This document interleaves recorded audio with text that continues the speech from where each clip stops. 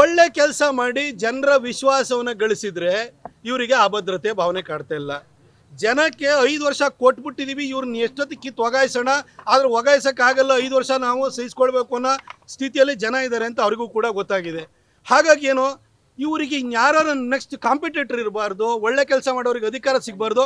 ಹಾಗಾಗಿ ಅವರನ್ನು ರಾಜಕೀಯವಾಗಿ ಮುಗಿಸುವಂತಹ ಹುನ್ನಾರದ ಒಂದು ಭಾಗ. ಅದ್ರ ಜೊತೆಗೆ ಪ್ರಿಯಾಂಕಾ ಖರ್ಗೆಗೆ ಮಾತ್ರ ಅದೊಂಥರ ವಿಶೇಷವಾದಂಥ ರೋಗ ಇದು. ಆತನಿಗೆ ಆ ಇಲಾಖೆ ಬಗ್ಗೆ ಮಾತಾಡೋಕ್ಕೆ ಬರಲ್ಲ. ಏನು ಮಾಡ್ತಾರೆ ಹೇಳಿ, ಅವರು ಎಜುಕೇಷನ್ ಕ್ವಾಲಿಫಿಕೇಷನ್ ಹಂಗಿದೆ. ಹಾಗಾಗಿ ಏನು ಬೇರೆ ಬೇರೆ ವಿಚಾರನೇ ಮಾತಾಡ್ತಿರ್ಬೇಕು.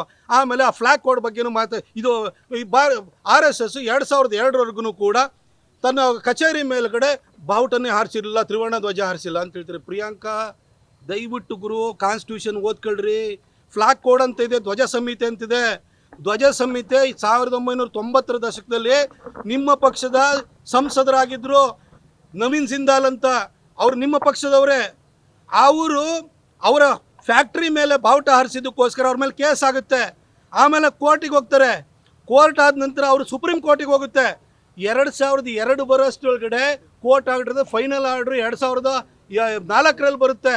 ಅಲ್ಲಿವರೆಗೂ ಖಾಸಗಿ ಸಂಘ ಸಂಸ್ಥೆಗಳಿರ್ಬೋದು, ಯಾವುದೇ ಇನ್ಸ್ಟಿಟ್ಯೂಷನ್ಗಳಿರ್ಬೋದು, ಖಾಸಗಿ ವ್ಯಕ್ತಿಗಳಿರ್ಬೋದು, ತಮ್ಮ ಮನೆ ಎದುರುಗಡೆ ಇರ್ಬೋದು, ತಮ್ಮ ಕಚೇರಿಯ ಮೇಲೆ ಇರ್ಬೋದು, ಎಲ್ಲೂ ಕೂಡ ತ್ರಿವರ್ಣ ಧ್ವಜವನ್ನು ಹಾರಿಸುವ ಹಾಗಿಲ್ಲ ಅಂತ ಹೇಳಿ ಸರ್ಕಾರಿ ನಿಯಮ ಇತ್ತು, ಧ್ವಜ ಸಂಹಿತೆ ಇತ್ತು. ಹಾಗಾಗಿ 2002ವರೆಗೂ ಕೂಡ RSSಗೆ ಆಸೆ ಇದ್ರೂ ಕೂಡ ಹಾರಿಸ್ಲಿಕ್ಕೆ ಆಗ್ತಾ ಇರಲಿಲ್ಲ. ಇದೂ ಗೊತ್ತಿಲ್ಲಲ್ಲ, ಬಾಬಾ ಸಾಹೇಬ್ರು ಬರೆದಿರುವ ಕಾನ್ಸ್ಟಿಟ್ಯೂಷನ್ನು ಧ್ವಜ ಸಂಹಿತೆನೇ ನಿಮಗೆ ಗೊತ್ತಿಲ್ವಲ್ಲ ಸರ್? ಏನು ಸರ್ ಮಾತಾಡ್ತೀರಿ ನೀವು? ಇಂಥವ್ರನ್ನ ನಾನು ಮಾಧ್ಯಮದವ್ರನ್ನು ಕೇಳ್ತೀನಿ, ದಯವಿಟ್ಟು ಒಂದು ಕ್ರಾಸ್ ಕ್ವಶನ್ ಕೇಳೋವಂಥದ್ದನ್ನು ಶುರು ಮಾಡಿ.